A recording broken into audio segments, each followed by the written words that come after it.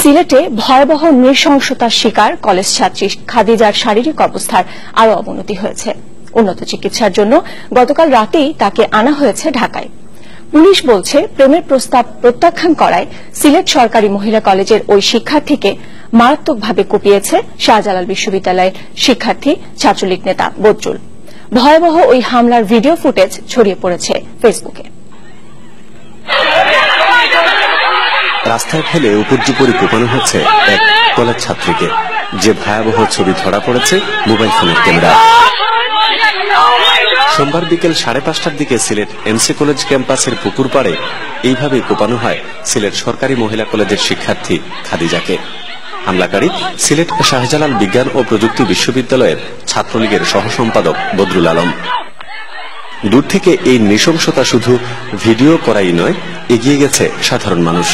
হাতে নাতে ধরে ফেলে গণধুলাই দেয় হামলাকারীকে, এরপর তুলে দেয়া হয় পুলিশের হাতে।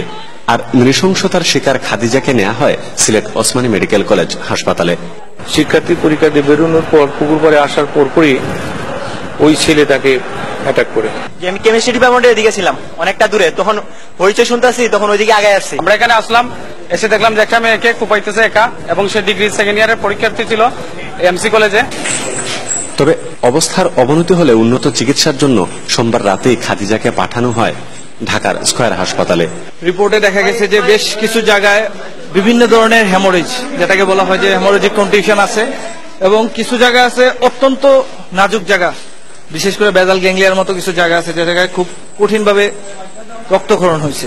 আর এখানে আমাদের এখানে প্রাইমারিলি আমরা যতটুকু করা সম্ভব আমরা সবকিছু করে দিছি, আর তার হায়ার সেন্টারে রেফার করা দরকার, এই কারণে আমরা পাঠিয়ে দিচ্ছি। পুলিশ বলছে, প্রাথমিকভাবে তারা জানতে পেরেছেন প্রেমের প্রস্তাব প্রত্যাখ্যান করার জেরে খাদিজার উপর এমন নিষ্ঠুরতা। তাদের সাথে নাকি প্রেমের একটা সম্পর্ক ছিল, ছেলেটা শাহজালাল ইউনিভার্সিটিতে পড়ে, 3 বছরের সম্পর্ক। তো এই ইত্যাদি তাদের ভিতরে যে মনোমালিন্য, ওইখান থেকে এটা ঘটনাটা ঘটছে, আর তাকে হাতে নাতে ধরা হয়েছে, গ্রেপ্তার করা হয়েছে।